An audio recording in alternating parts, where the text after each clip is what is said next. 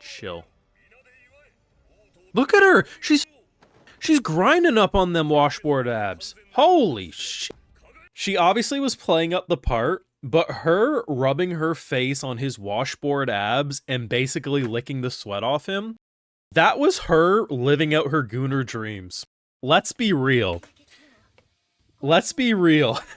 That part was real. That was not just for the acting. That was her being like, for the love of God, 13-year-old me can't believe this. Alright, that's actually a cold as fuck line. True. This girl still doesn't realize how much he loves her. I honestly feel bad for how much bro's been thrown in the cuck chair. Bro doesn't deserve it. Oh man, I've seen a lot of my day watching Villainess shows, but even this was a first for me. Guys, for that video, make sure you drop a like, share, support, subscribe if you're new around here, and you know what, Patreon's where you can catch my full live reaction to all these Dark History Villainess episodes and more. We only did so many videos on YouTube, but we did cover every single episode over there, so if you are interested and want help on the channel, go over there. So, it's not an exaggeration to say that the main character, the way she defeated essentially the big bad, like, of the final arc of the show, was by essentially licking muscles. And I really think when you think about the fact that she is the maximum gooner. This scene here, you know, she's pretending to be brainwashed. There's arguments to be made that really making it seem like she's a slave to this man who makes people into slaves. This is all performative. But we also have to remember how much of a gooner she is, which means that she went to this mile of essentially licking abs and suckling head to toe just because she finally could. She wrote this story and she said to herself, boy golly, if 13-year-old me could see me now, we need a lot of mop buckets. Let's put it like that. And I admit, the man did not see it coming, who is essentially the Dracula of this world, was like, haha, mortals, bend your knee. And what happens? Yeah, he gets messed up. I love the fact that this show, very similar to Status Assassin, moved quickly, which also aired this season if you didn't watch it. And for many people, the pacing was too fast. They say, man, we wanted this to slow down. I've seen a couple people say that they thought the vampire arc would be a lot longer, but to be honest, I am so used to these shows having maybe 2 or 3 story arcs in a 12-episode season, and I felt like I went through 5 or 6 story arcs. Now, not quite, it's actually probably closer to 5, but that's not because it felt rushed to me, but more so like, man, you just didn't waste my time. I've seen so much anime. You just continuously got to ending points that made me appreciate that I actually saw this world evolve a lot more than I'm used to. And I mean, for a girl who was constantly worried she was going to be killed as a villainess, I mean, I think we've definitely had a lot more villainess shows recently that makes you understand why the MC thinks they are still in danger, even if sometimes they aren't. She legitimately had more danger than probably 90% of the villainess shows I've seen. Like, continuously people looked at her as a villainess and said we should, like, exile her or execute her, or she's the one who did all these evil things. And I think a great example is when basically the doctor who looks like Dr. Robotnik, like, let's be honest, scolds her, basically says, hey, your actions put people in danger, fuck you, basically. And she apologizes. She says, you know what, you're right, absolutely, I need to learn from this. And you don't always see that, a character actually being scolded, and she did technically deserve to be scolded, as hard as it can be for the viewer or even her or any of the characters supporting her. Like, this is a learning opportunity that maybe she did do some things that probably could have got people killed. And immediately, everyone in the audience here, like all the maids are like whispering, like, she's such a bad person, blah, blah, blah. And it's not until Guinevere pops up and says, nah, if anyone has an issue, come to me.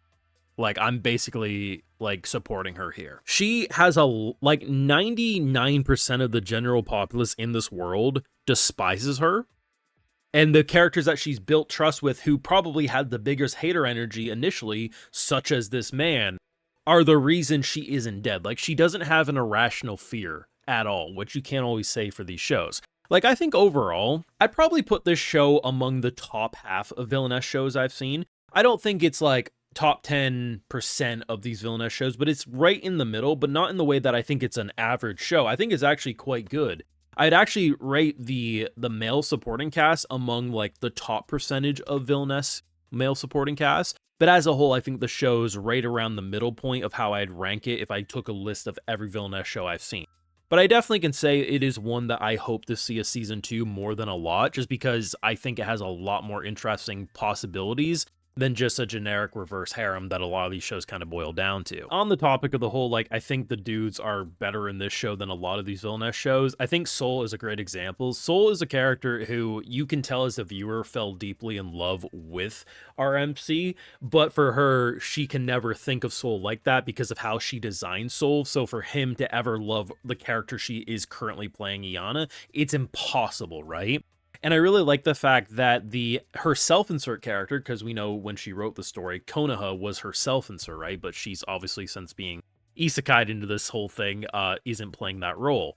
She recognizes that Soul is attracted to Iana and probably has fallen in love. And I like the confirmation there, because one of the things that's been a little disheartening is how little she's realized. I get why she hasn't realized his feelings for her, but it's like, man, this is your OTP. Like, that's going to be where you're going to end up, whether you realize it or not. So at least someone understood that, right? I think this show, in a way, kind of had Spy Family energy, especially when it came to her mannerisms. Like, they're very Anya-coded from Spy Family, and anyone who likes the silliness of when, like, dumb faces pop up, they really dumb down the art style. There's so many moments, and just her faces, I swear, every episode there was at least one, but often a handful of faces I've never seen her make, and just she somehow continuously got stupider as it went on, and I really appreciate it.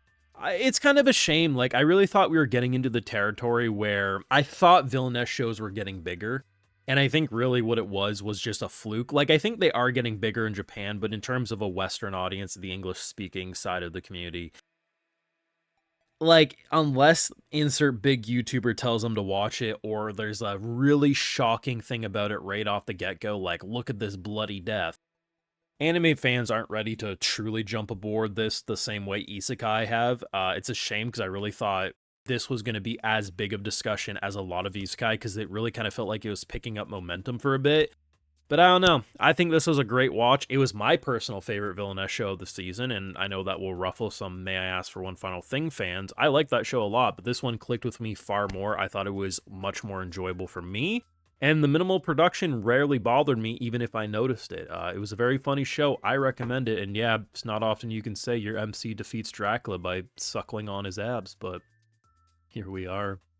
Thoughts down below, either on the last episode, the show as a whole. Do you think I forgot anything to talk about? Let me know. Drop a like, share, support, subscribe. If you're new around, your Patreon is, of course, you catch my full live reactions to every single one of these episodes and more, which is why I also love to give video shoutouts to my patrons, because without them, you wouldn't get these videos at all. Alright, so today we got Diedrich Vaughn, Chewbacca, Davlin, Furno, Pixcalibur, Sign, and we also have Ashless. So I appreciate the support. Please take care. You all have a good one.